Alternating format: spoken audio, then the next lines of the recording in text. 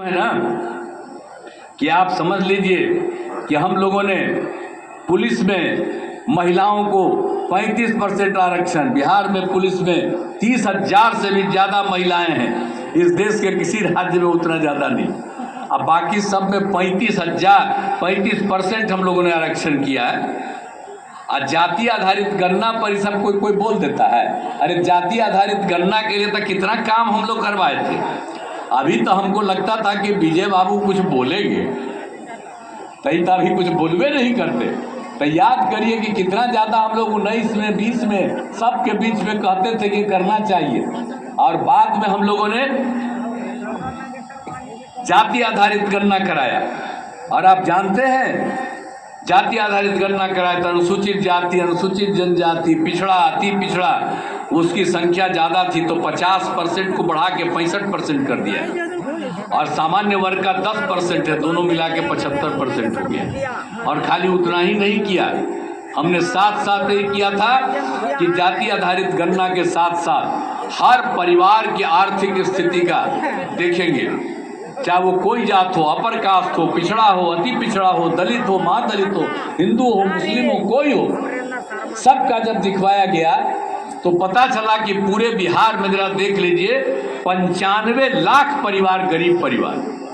तो उनके गरीब परिवार की आर्थिक स्थिति को सुधारने के लिए हम लोगों ने तय किया कि राज्य सरकार की तरफ से ऐसे हर परिवार को 2 लाख रुपया देने की शुरुआत हम लोगों ने कर दिया। तो आप जरा बताइए ना, हम लोग एक एक काम करते हैं। आई सब जब साथ थे बीच में, तो हम एक बार कहे थे जाति आधारित गणना, तो मेरा बतवे नहीं माना, हम तो छोड़ दिए। तो आजकल कांग्रेसिया कहता है जाति आधारित गणना। अरे वो क्या जाति आधारित गणना कराएंगे? कराए तो हम है एक एक काम।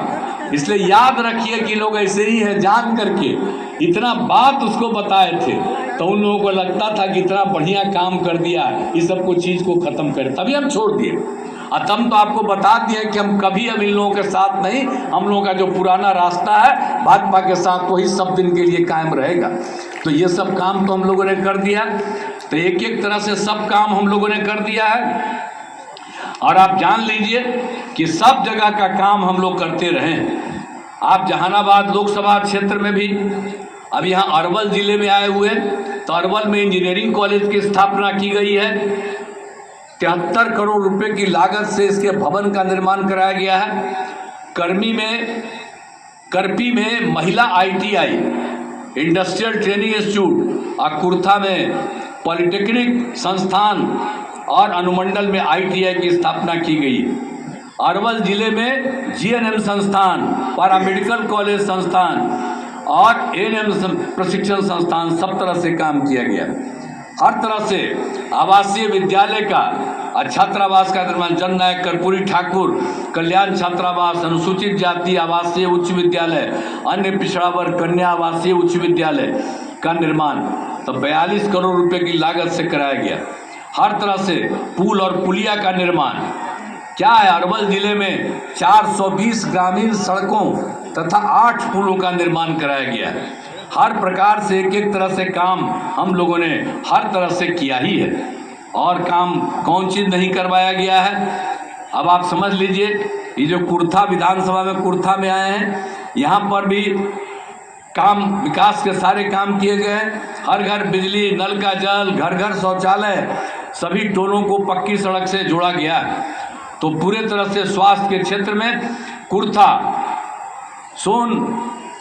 बंसी, सूर्यपुर एवं करकी में 3 अतिरिक्त प्राथमिक स्वास्थ्य केंद्र, तकनीकी शिक्षण संस्थाओं का निर्माण, आवासीय विद्यालय छात्रावास का निर्माण, पथ और पुल का निर्माण, और कुर्था विधानसभा क्षेत्र में 247 ग्रामीण सड़कों और 6 पुलों का निर्माण किया गया। और बिजली के क्षेत्र में विद्युत उपकेंद्र का 6 कृषि फीडर का निर्माण, एक एक तरह से काम किया गया है। हर चीज़ को तो हम लोग छोड़ ही रहे हैं। और एक बात है, जो भी है पंचायत सरकार का, तो हम लोगों ने तो तय कर दिया कि सब जगह पंचायत सरकार होगा। तभी तो आपके यहाँ 6 पंचायत सरकार है। अगले साल में जो चुनाव होगा उसके पहले सब जगह पंचायत सरकार भवन। तो हम लोग तो एक एक काम कर रहे हैं।